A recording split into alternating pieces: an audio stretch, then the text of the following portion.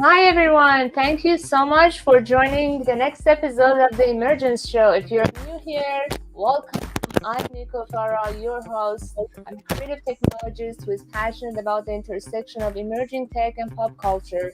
I have hosted this show for over 2 years. Every single week, we talk about latest and greatest in emerging tech and immersive experiences, and we bring in some of the best thought leaders in this space to share their expertise and their expertise and insights for you, so you can also incorporate these into whatever you're doing to empower brands, retailers, entertainment, and gaming. So, in the continuation of our conversations around augmented reality, we have an amazing guest today, Dennis Koch, joining us. I met her at Augmented World Expo. I was at her talk. She was beautifully explaining her experiences and projects. So I wanted to hear more, and invited her to join us in this show. Hi, Dennis. Thank you so much for your time. I'm so glad you could join us.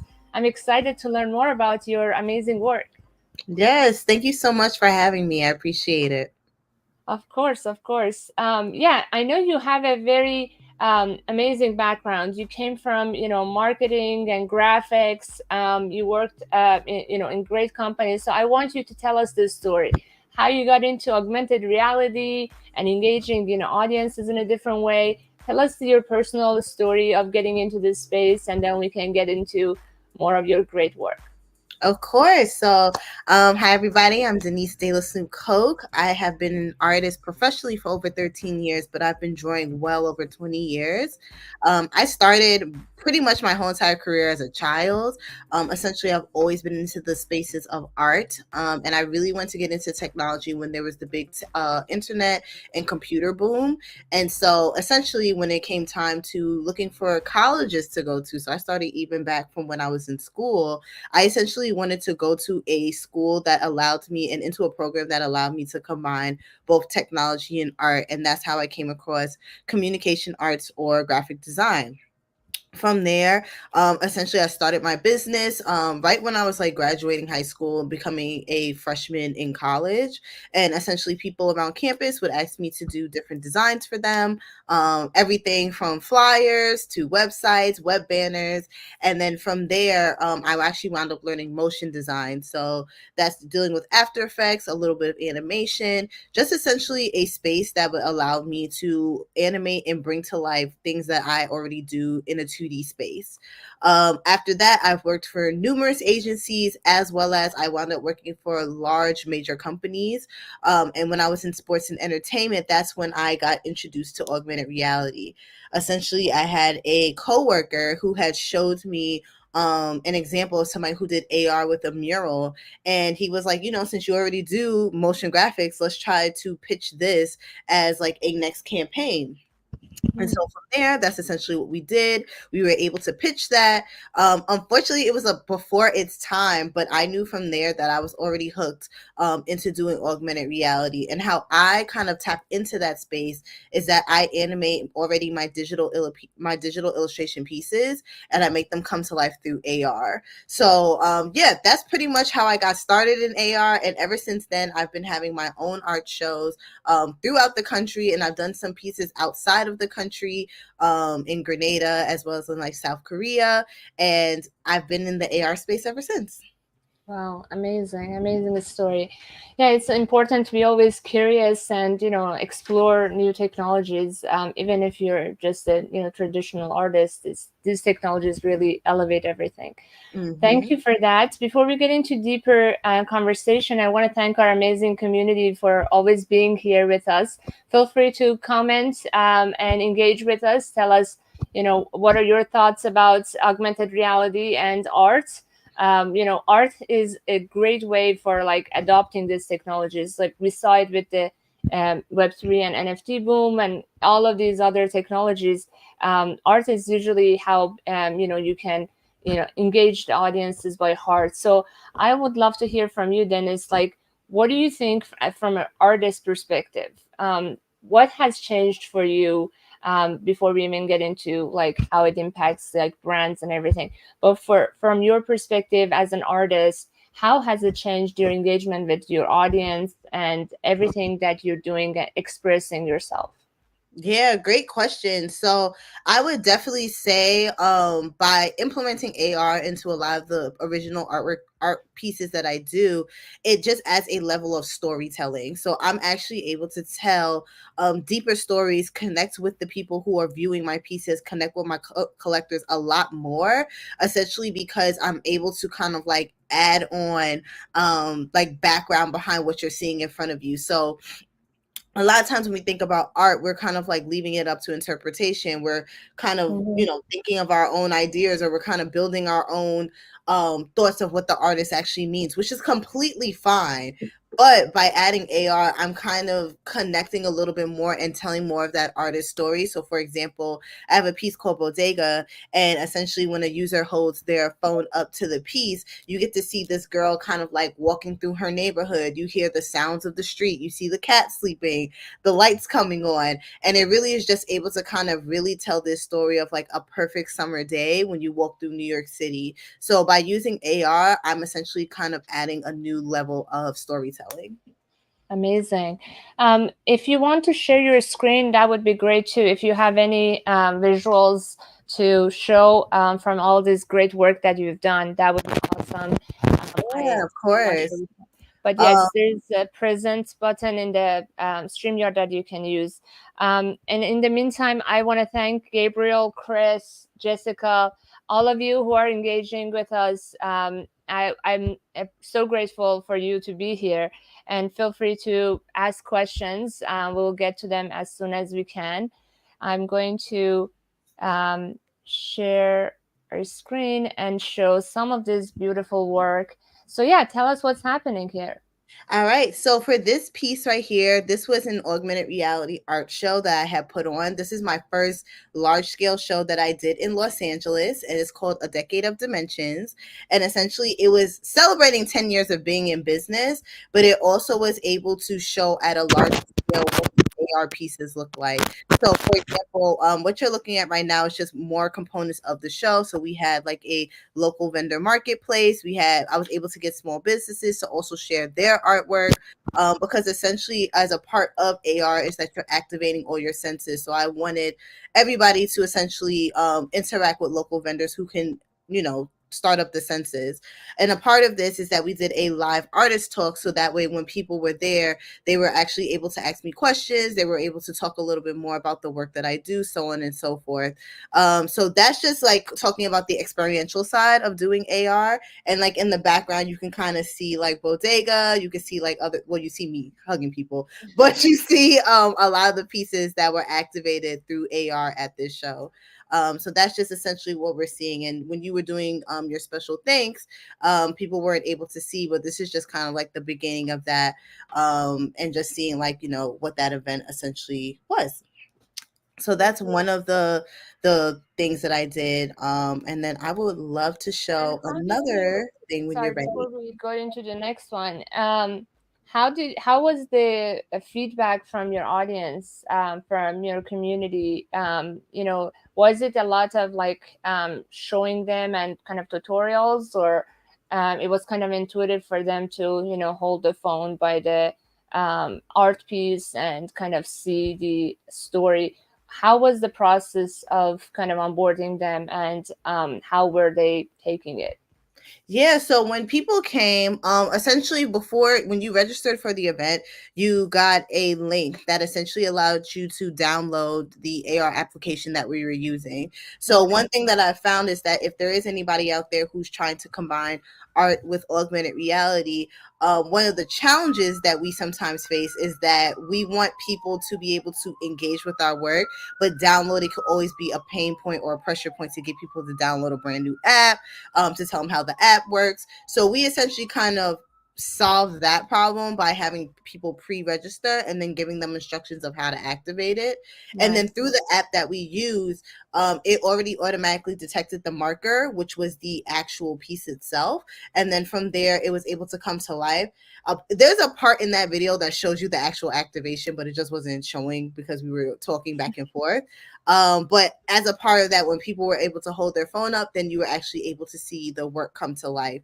So a lot of the feedback that I got was that, oh, it was a lot easier because you already told us like how to use this, how to use these projects, how to use these different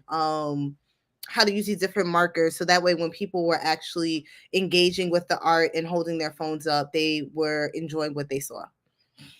Awesome. So you used an app. Can you share what app was it? Your app or another kind of provider's app? And also, why did you choose an app over web AR? All right. So at the time, Web AR was active. So we had the show in 2022. So that's almost 2 years ago. Well, it is 2 years ago this month. And at the time, web AR wasn't as intuitive as it is now. Mainly what the problem was because I have video files and I'm working with MP4s and MOVs. They were too large to be put into the camera kit. So like if you were on your mobile device and you tried to hold it up, it could crash the app. So that's the only reason that I have wound up going with an AR app. So the one I use is Artivive. And they're pretty well known in the art community. So like if you are doing kind of like augmented reality art, this is like a great app to use to kind of like get started. And so essentially people were able to download that app, and because it automatically recognizes the marker, which is the original art piece, then it's actually able to activate on top of that. So yeah, and what you're seeing right now was actually a 3D model that I had created. So this is me kind of going into 3D space, creating the official logo for the event. And then through that app, you were able to kind of like place it like on a table or place it on the floor, and then you can like walk around and engage with it. Amazing. And tell us how the audience were kind of reacting to this. I mean, of course, everyone was like, "It's cool." They were like, "It's something that we never seen before," and I get that a lot. So, not only do I do my own art shows, but I also participate in art fairs, especially really well-known ones. And when I talk to people from all over the world, they all tell me the same thing. It's something that we've never seen before. And a lot of people who may have, whether it's hearing impairments or visual impairments, they definitely are like, this is a level of accessibility that we've always wanted. We're definitely able to connect a lot more to your artwork because you add a sound, or because you have something moving, or because you have words on the screen. Like it just kind of makes it easier for people to access the art. So definitely it's kind of like this like mind-blowing experience. Then of course they're like, the art is beautiful, the animations are beautiful, and then lastly is that you really make it accessible for more people to appreciate art. Amazing. So let's talk about the accessibility because we haven't talked much about it on this show. What do you mean by accessibility? So it's about different ways that people can experience, right? Yeah. And it's like, tell us more about like how you go about making your art more accessible or your work more accessible. Yeah, so one of the things that I do, and it's kind of a simple fix, is adding sound. So, for example, the bodega piece that I worked on, you can hear a street, like an actual New York City street. And it's like a royalty-free sound. It is licensed. And when people kind of go up to it, they listen to it and they're like, oh, like this is a street. So it's kind of easier for them to understand what they're looking at, or like if it's like hard for some reason for them to see all the details that are in the piece, hearing that sound kind of like puts them in the experience or in the space, so they're able to actually kind of like create a story of their own from that. Another thing is that there's actually a whole entire world. I'm getting into it, but there's a whole entire actually organization called XR Access that essentially also comes up with different ways and practices that AR, mixed reality, VR can be accessible for all types of people. So I've seen people with glasses that literally can like translate what the person is saying in front of them for like people who can't hear, or like there's like different accessibility things with like touch and sensory and things like that. So accessibility within this space really can like help a lot of people, and I'm just like super excited to kind of figure out a way to make art more accessible. I know for also another part of my show is that I did a virtual gallery. So if you weren't physically able to show up in person, you can also engage with these spaces as if you were in an Is this the actual one? show. Yes, that's it. So if it does allow you to play, you're actually able to like see kind of a recording of how this goes. And people were essentially able to go into this gallery. They were able to walk around, click on each of the pieces, and scan QR codes so that way they can activate and come to life in AR. And they didn't have to leave the comfort of their home. So during this time, there was COVID, financial reasons, people can't get to Los Angeles. They still were able to experience the gallery without physically being there. So this is just like another way that AR can be accessible. So right now what you're seeing is kind of like a first person view of like being within this space and kind of like, looking around and going inside, as if you were in an actual physical space. And actually, to answer one of the questions that I'm seeing pop up and like, breaking down barriers like cost and location, this is one of those great ways that you can do that. Like, if I can't physically get to a gallery in Midtown Manhattan because I have to work during the daytime, or I can't get to certain places because they cost too much money, having these virtual spaces online essentially allows people to experience this world of art. And it can be fine art, sculptures, whatever, without having to physically be there. Beautiful. What environment did you build this in? So this platform, we actually did this through an online platform. It's called Arium.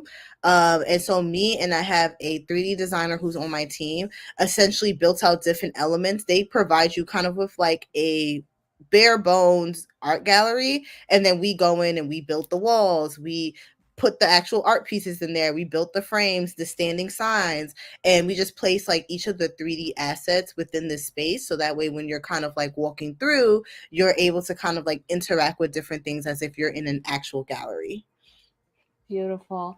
So it's similar to like probably spatial and other platforms. And is it web based too, or is it an It's app? web based. Okay. I don't believe that they're mobile yet. But I Mm, do know that there are other platforms that are mobile, and yeah. I also believe that this platform can be viewed with a headset. So Amazing, amazing, very cool. Yeah, this is awesome. And is it also like multiplayer, or is it just single player, like it first is person view? multiplayer. Yeah. So, sorry, I didn't mean to cut you off. Yes, it is multiplayer. So there are options for multiple people to be there, and there also is a chat feature that's within this Mm, virtual gallery. So when you are there, you're kind of like a little box, your little thing, but you can turn on your camera, walk up close to somebody and have a conversation.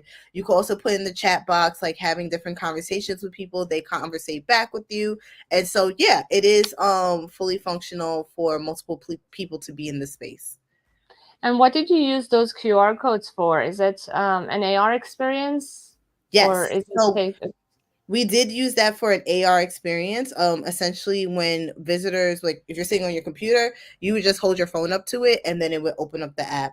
So that way they were able to activate the art piece in front of you. And then another cool thing is that we also implemented it into a store into here. So like if you were able to click on some of the images, it would then open up kind of like this screen. So essentially, you were able to make a purchase. So if you want to buy the art piece online, you could buy it from your couch or from your living room, wherever. Amazing. Yes, we are getting more and more close to having integrated commerce into all of the immersive experiences and gaming. So this is amazing that you did this a couple years ago, and so beautifully done. Amazing job. Thank you for that. Yeah, we had a couple of questions. So one was about accessibility, and the other was the galleries. Is there anything else you would like to add about these topics before we move on to the next? Yeah, I would definitely say if you are an artist out there and you're in this space, it's a great way to really connect with galleries because a lot of them are trying to go into more of this immersive kind of like gallery space, whether that's implementing AR or VR.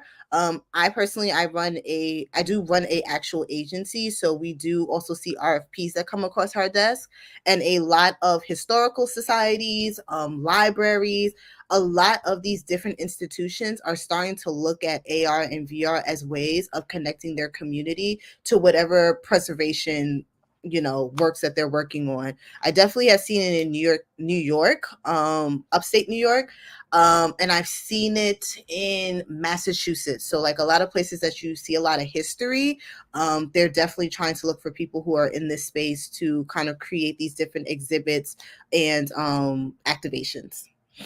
Beautiful.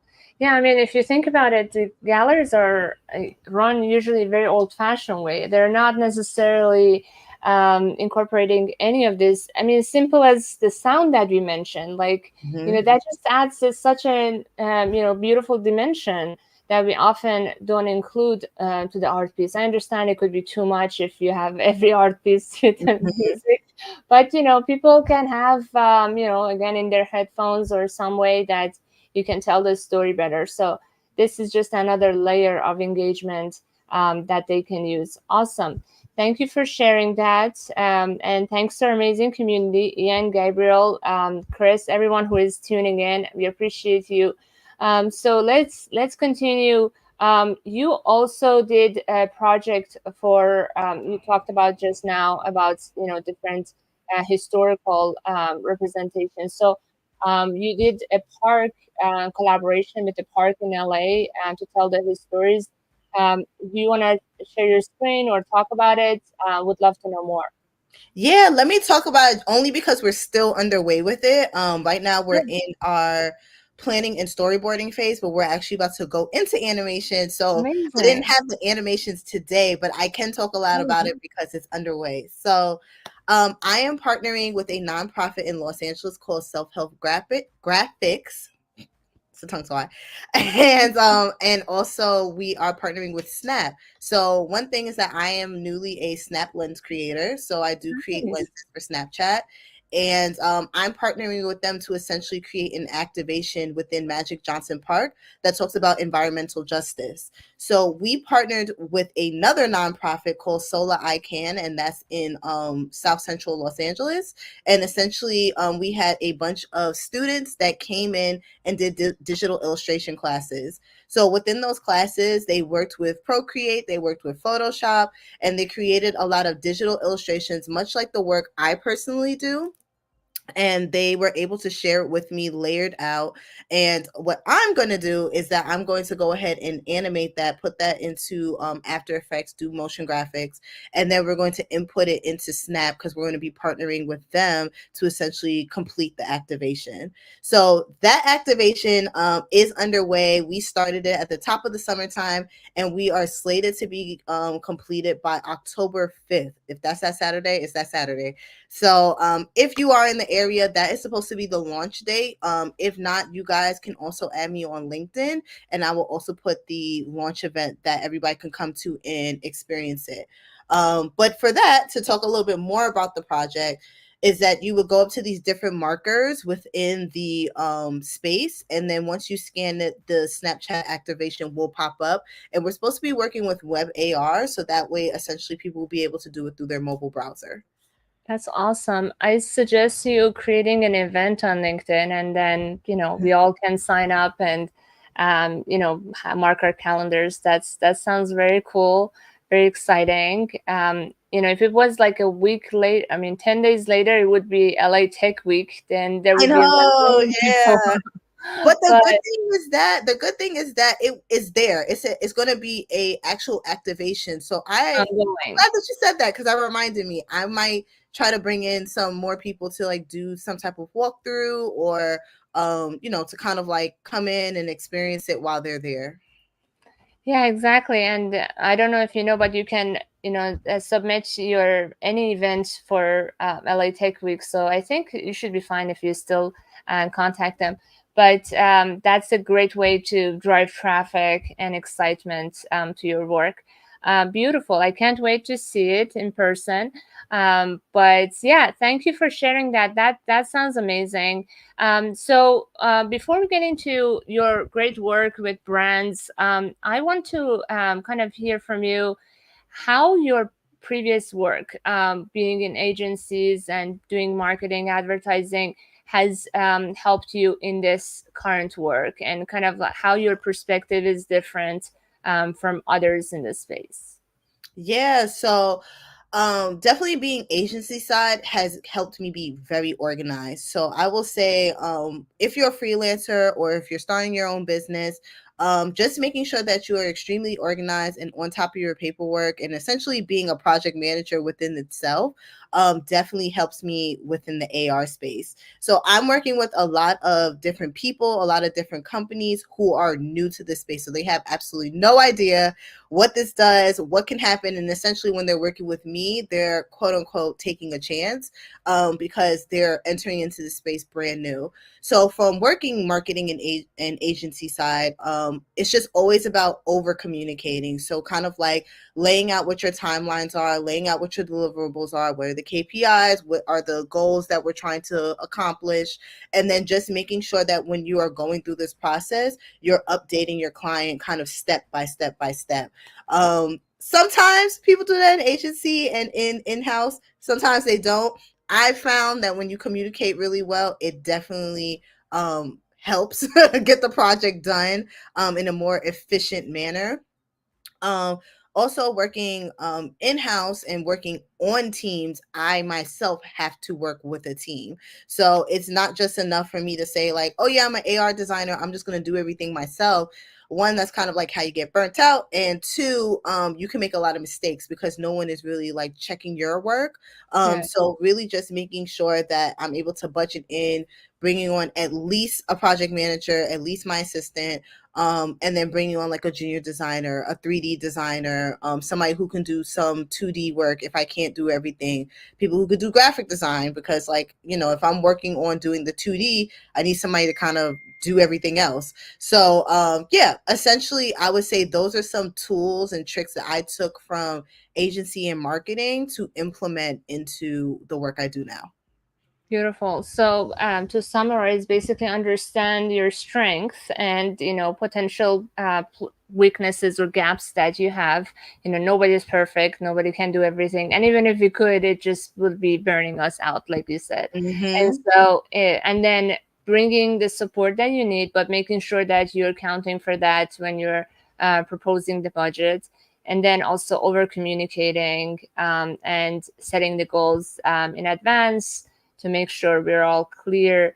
That's awesome. If anyone from our community has any questions in this area of like collaborations with brands, or collaboration with partners in general, feel free to ask. Dennis has a lot of great answers for you. Thank you for sharing that. This is definitely very helpful because freelancing seems very exciting from outside. Mm-hmm. I speak to a lot of creators here in LA, and they're either have a corporate job they want to leave, or they're kind of doing this on the side. But the real work actually is not easy, and it takes a lot of discipline and having focus and all of those things that is kind of very entrepreneurial, Mm-hmm. and we're not trained for it in school nor in corporate. So Yeah. we're always waiting for someone to tell us what to do next, if you're working in corporate. So that's amazing that you shared that. Awesome. So tell us about the other projects that you have done with brands, which one you want to talk about, and kind of like how you took this AR talent that you have, beyond just your artwork and great work you have done for communities. Yeah, definitely. Let me go ahead. I'm gonna share. This was a project that I actually talked about at AWE, my project with Dropbox. So let me go ahead Nice. Let's and do that. share that really quick. Okay, so This will Let come me up share soon. that. All All right. right, so perfect. So, what you guys are looking at right now is the stills for the work that I worked on with Dropbox.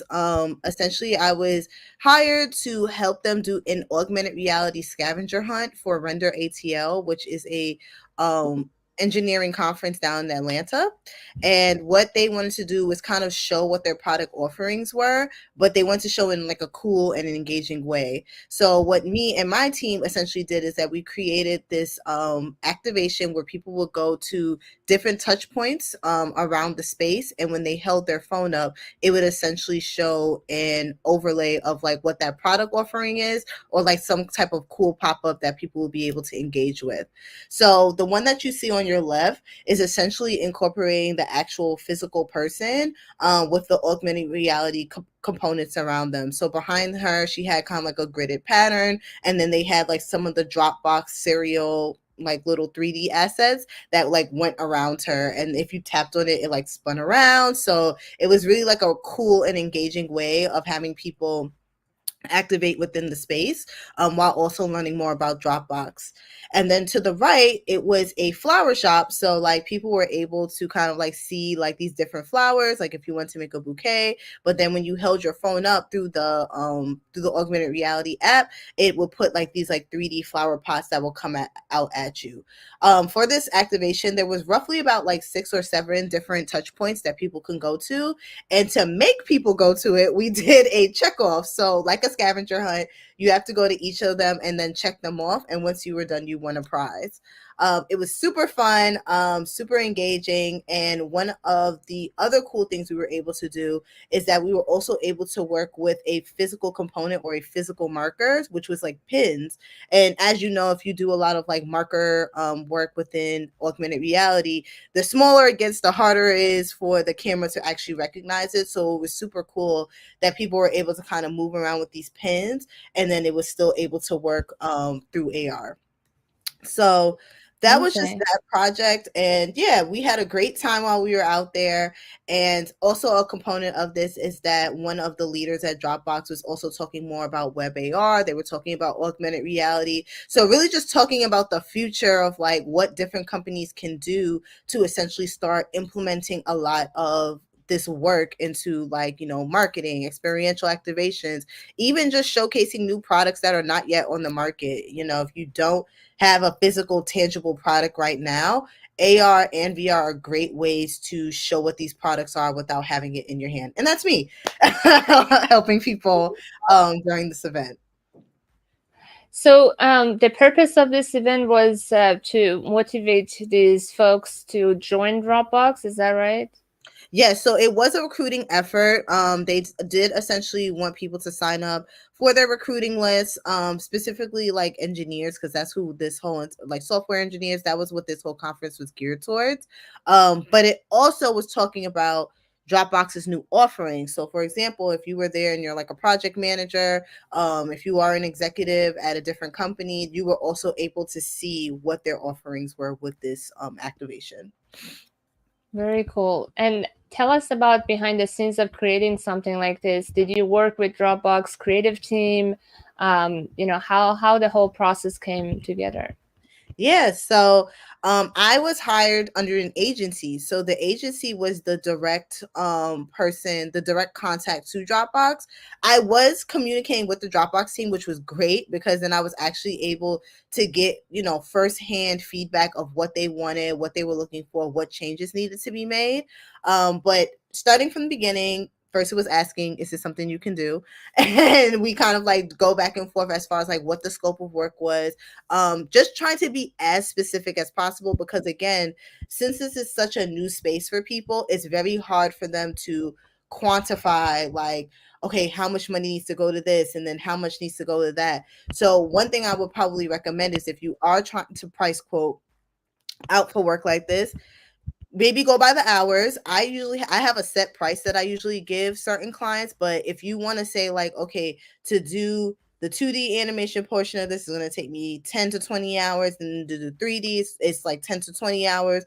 That may be a great starting point for pricing yourself out, and then you can, kind of go from there. But yeah, we start from the scope of work, then we went into mood boarding. So because I worked with an agency, the agency essentially came with their initial mood boards, and then I came with my creative mood boards based on top of that, and showing like what kind of work could we do, based on, based on what they gave me. From there we go to storyboarding. So I have the benefit of being an illustrator, but if you're not an illustrator, you can also do clip art, and essentially you storyboard out what each of these activations would be. They can be as long as a few pages. Some of them can literally just be like 3 boxes, but you kind of want to start one, two, three, just showing what a sequence will look like. I send that to the client first, because then that allows them to essentially ask me questions, make changes, tell me like, okay, that wasn't what we were really thinking of, before we then do the hard lift, which is doing the animation. Then I do the animation. I work with my 3D designer. They go ahead and they create their assets. And then from there, I actually sent them the video files first before I even put it into the app. Because again, once we get into development, that's when it gets hard. They actually had feedback during that process, so we did like a little back and forth there, and then from that step we then went into development, and then I worked with the company that actually brought this activation to life, and we were able to then create this experience. Wow, that's really good advice because, as you said, these are all new technologies. I have Mhm. encountered this so many times. People are just like, build me a metaverse, build me an immersive experience. They don't even know what they want. Yeah. There's a big part, kind of responsibility on us to communicate what's possible and, what it matches what their needs are and budgets are and everything. And so now I understand what you meant by over communicating. At every milestone, every stage of the way, you have to constantly confirm that you are both on the same page. Mhm. Otherwise, you will be wasting your time and energy for something that they don't necessarily want. So that's amazing. Did you Can you share a little bit about the tools that you use, whether it's for communicating or for your work, creating this great work? Yeah, so the tools that I use, starting with the mood boarding, we worked with Milanote, which is a new kind of like storyboarding, mood boarding platform that certain agencies do use. Me personally, when I'm doing my mood boarding, I do it through Photoshop. And Mm. then from there, going into illustration, I did that all in Procreate. So I just went and got like little boxes that I created in Photoshop. I put it in Procreate and I do sketches, because for me, because I'm an artist, it's easier for me to convey my idea through that. I would also recommend, if you're good at doing clip art, you can do clip art through Procreate, or you can also do it through Photoshop. So from there, we do that ideation phase. For animation, I do After Effects, and then for 3D we did Blender. Um, for project management through all of this, I've used Asana and Milanote as well, but Milanote was for the client side because they already started using Milanote, so I just kind of communicated with them through there. Um, After that, I would say for the actual activation, we went through the developers platform. So they had created a back end for us to kind of like go in. The we collaborated with Hoverlay, and so they essentially created a back end for us to go in, and then we were able to kind of like bring that to life through there. And then for launch, we printed out different QR codes. So I feel like QR codes, although it's so funny that it like made a comeback after all these years, especially during COVID, it was just the easiest way to create a marker. Simply because like looking, if you could kind of see inside of where we were, the lighting wasn't always consistent. It was kind of dark in there. Sometimes when you turn the light on, it can get pretty bright. So to just avoid like having any issues with recognition of the marker, we just did QR codes. And yeah, that's pretty much how, those are pretty much all the programs that we used for creating this. And can you share a little bit about the timing and also like rough budgets for stuff like this? No specifics, but like, for creators who are kind of thinking about, providing, price points. I know you mentioned hourly, but, hourly, you might be kind of underestimating in Yeah. the beginning. Hmm. And then the real work will take a lot longer. So then Yeah. it's not really fair to the creators. How do you go about that? Yeah. So For timeline, I would say, see if I can remember. I want to say that this took roughly 2 months. Yeah, 2 months from start to finish. Full Um, time or part time? I was doing this full time, but this was not my only client. So, and then that the other thing is I also had a team. So it wasn't just me essentially doing this all myself. I will say for projects that I've done pretty much, I can also do it like in roughly like 2 months to like 1 month. But typically for something like this, I want to give myself some leeway. So I would say it was like roughly 2 months. Then for a budget, I did have my client cover our travel. I would say regardless for any AR project, the minimum I would say is 4,000 just because of like the amount of work you're doing. You're essentially doing graphic design, you're doing animation, you're doing development, you're doing all these kinds of things together. I would recommend, especially for like activations, and you're also testing. So like God forbid something goes down, something doesn't work. You have to be on call. As you can see, I was there. So like you have to be on call for things like this. So I would say minimum if you are pricing something out would be 4K for me. And then when I say hourly, just consider like your team. So like if I have my team that is priced out at like a certain hourly rate, you want to kind of get their estimates up front. Or it's for me, it's always great to work with people I've worked with in the past because then I can also guesstimate how quick or how slow they work too. So those are all the kinds of things I will put into when it comes to estimating a budget. And again, these things could change because I would say this was a 2-day event. Um, for things that are bigger than this, yeah, you're going way. I've seen budgets for RFPs go into the 300,000, 100,000, 500,000, depending upon how big the project is.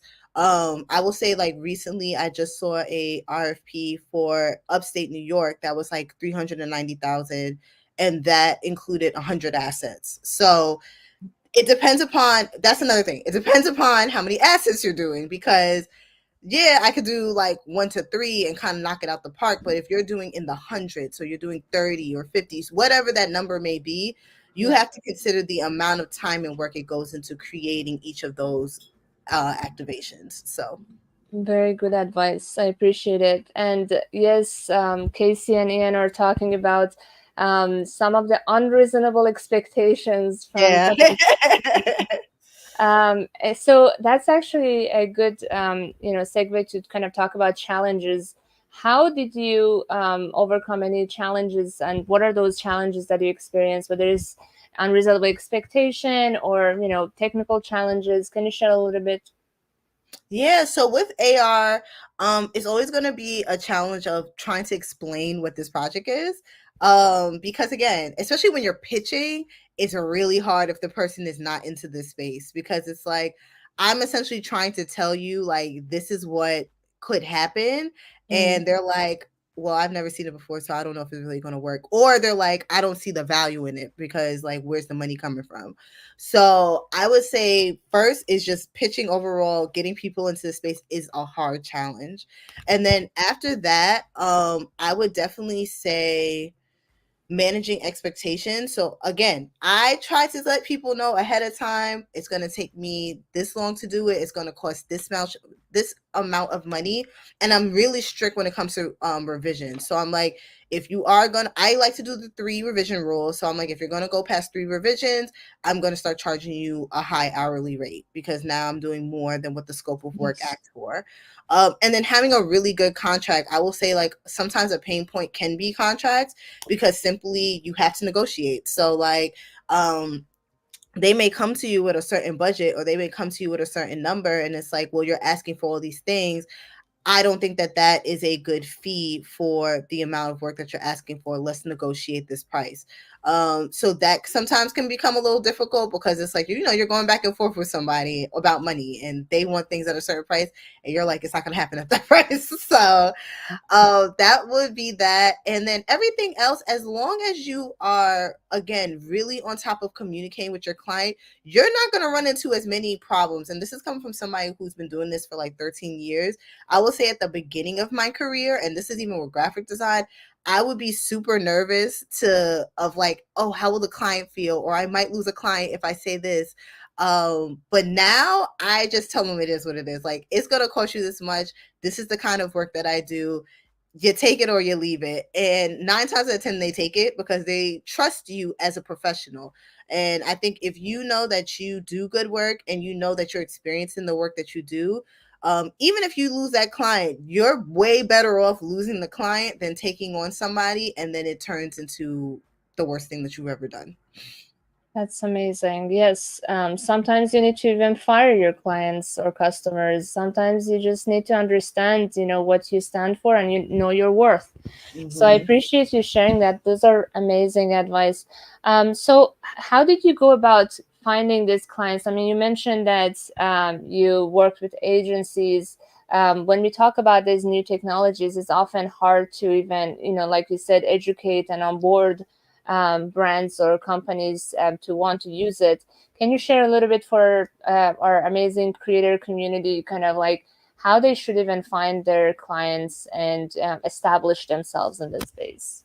Yeah, so lateral relationships has definitely helped me just over my entire career. Essentially, people you've grown up with or just people that you've known professionally have usually reached out to me. Word of mouth is my biggest way that I get a lot of my clients. And essentially just making sure I have a good rapport with like everybody that I've worked with, even the difficult clients. I try my best to be as professional as possible, and to, have a receipt, because if somebody was to say something bad about me, I have a paper trail to show you why you're wrong. So luckily that hasn't happened to me, but just all those things to kind of consider. So yeah, lateral relationships and talking to people, like, I have friends that I've like struck up a conversation with, and then now I'm doing a mural for their school. So it's like things like that definitely was a great way for me to meet people. Outside of that, is consistently posting everything. I talked about being on the podcast today. I always am showcasing my work. I talk at conferences. I go to networking events. And even though networking events are the least, they're not the best way that I find a lot of clients, I still make it a point to show my face places, because thinking of me, especially as somebody who runs events, I would love to only support people who support me or who like kind of put out that effort of like being, trying to show face at things that I put on. So those are like two ways that I would say. And then another way, sometimes my paid promotion does work. It also is not that great.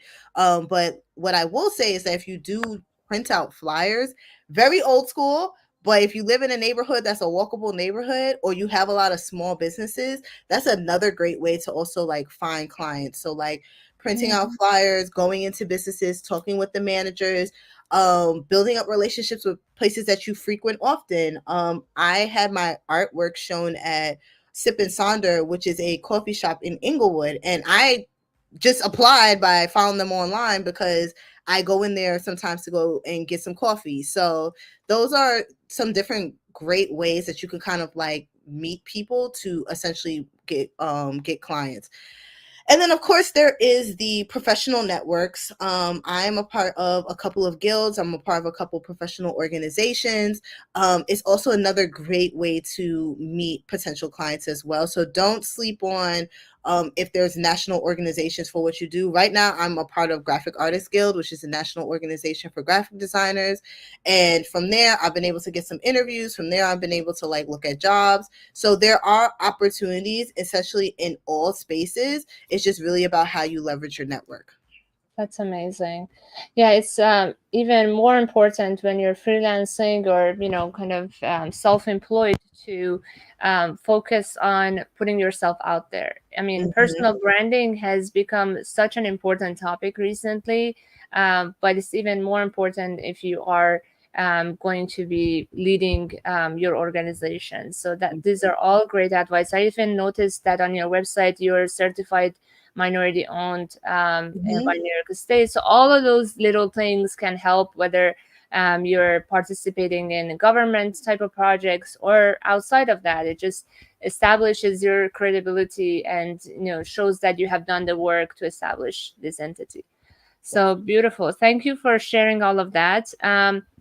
So in terms of like other work that you've seen in this space, are there any projects that kind of stands out to you, in terms of like the great work that you've seen with the augmented reality, outside of what you have been doing yourself?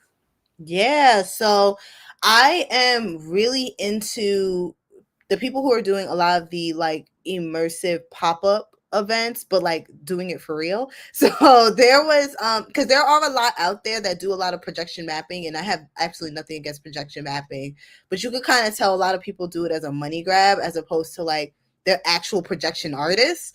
So I have had the opportunity of going to people who are like actually projection artists and doing like really great immersive work. And I typically really am into those kinds of things just simply because it's in my wheelhouse. It's doing tech, it's doing art. And recently I just came back to the East Coast. So I'm really trying to go to more of these events. I think there's like Art Tech House, which is in downtown New York, downtown New York. And there's just like a couple of other ones that have popped up that I want to kind of like take a stab at and looking into. I'm also really into looking at how traditional spaces are essentially implementing new technology into what they do, or implementing new types of artists and artistry into like kind of like their museums. So a few years ago, this is actually even before the pandemic, essentially there was a one of my favorite artists, which is Takashi Murakami. He did a call it a residency, or his work was shown at Fort Worth Museum in Mhm. Dallas, Texas. Fort Worth, Texas. Fort Worth and Yes. Dallas, they're like next to each other. But yeah, he did a museum exhibition there, and that was really like super inspiring, super cool, just because like you see a lot of this pop art in this like very traditional space. Like they have like things from Van Gogh and Monet in there, so to see his work there along with theirs definitely was like super inspiring for me. So again, to reiterate, bringing newer artists into traditional spaces is something that's really inspiring. And then I recently also just went to Sleeping Beauties at the Met in New York City, and Yeah. that was really good. And I come from a fashion design background, so I already appreciated the structure of the garments, but really just to see the storytelling, and they implemented smell and sound into their exhibit. If you guys have the time, I would recommend do the 2 hour wait, but they implemented a lot of these different elements into that gallery, I mean into that exhibition, and that was really cool. Because again, it's taking traditional fashion design, costume design, and then implementing all the senses within this space. So those are some cool things that I've been really into, and I would say that inspired me as a creative. Beautiful. Thank you so much for sharing.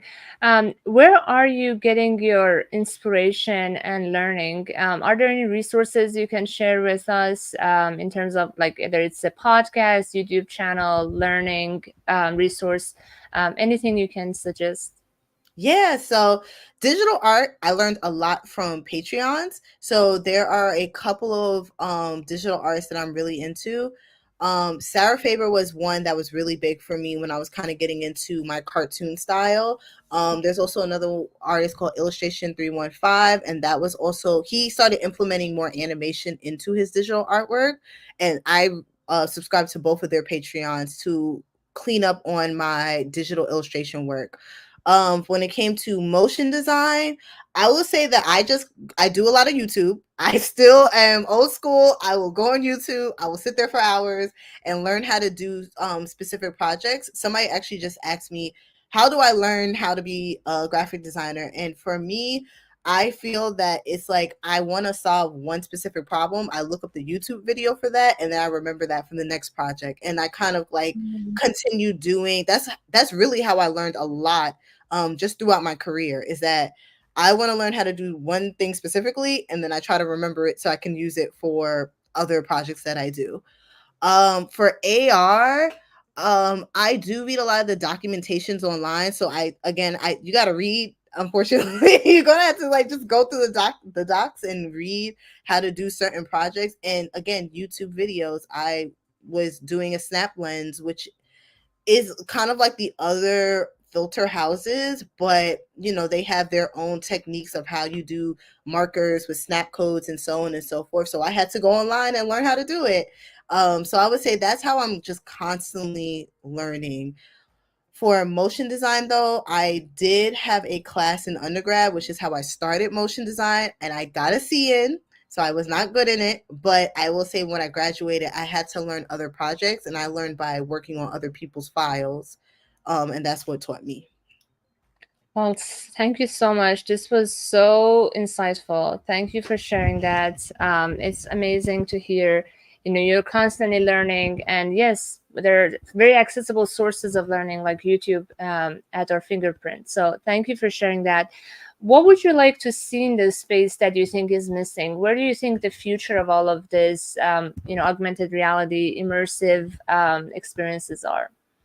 Yeah, I would definitely love to see the funding is there, the money is there, but I want to see more money into these spaces as far as like this being like actual jobs for people. It is so interesting because like when I saw this RFP for an AR installation, they treated it almost like construction, like a construction work site.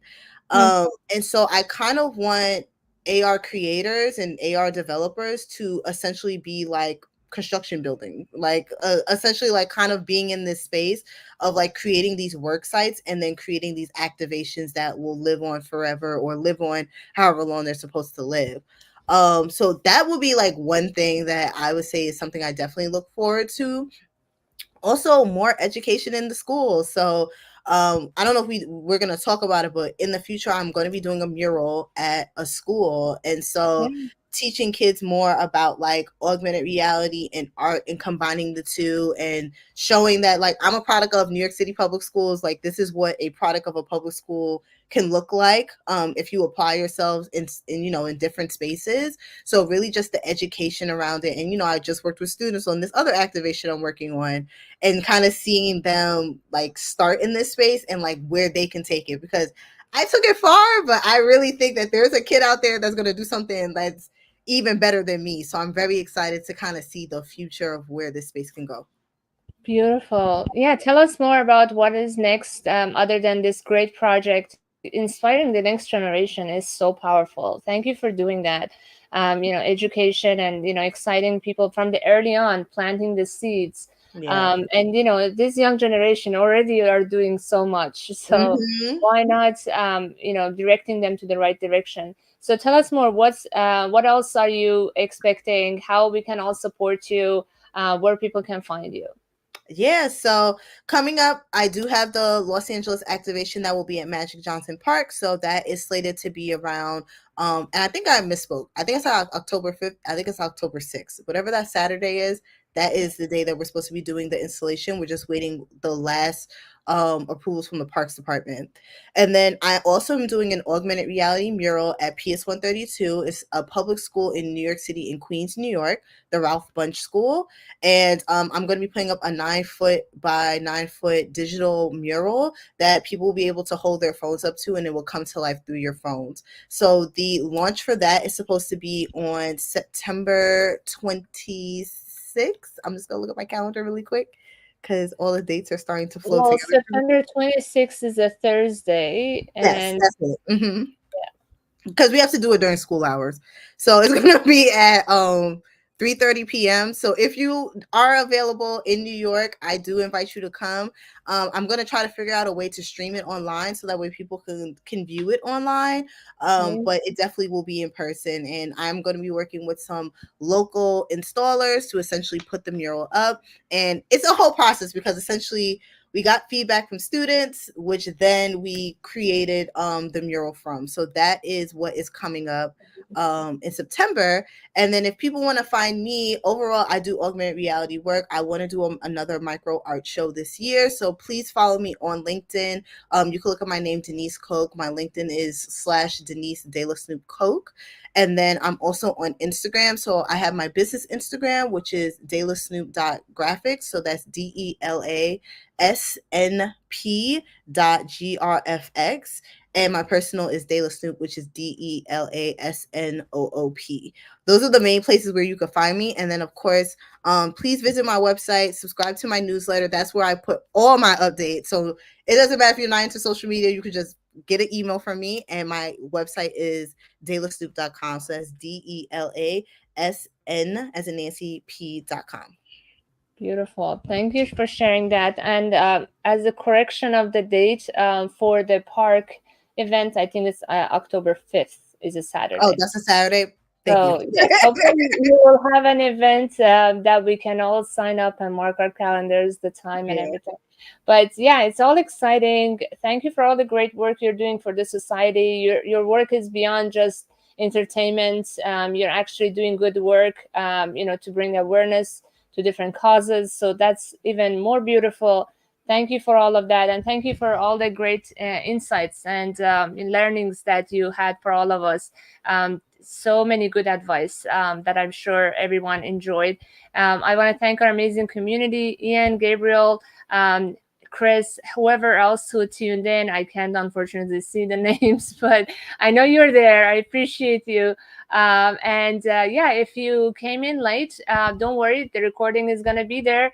And please share it with your friends who you think can benefit from it.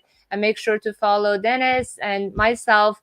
We do this show every Tuesday at 9 a.m. PST.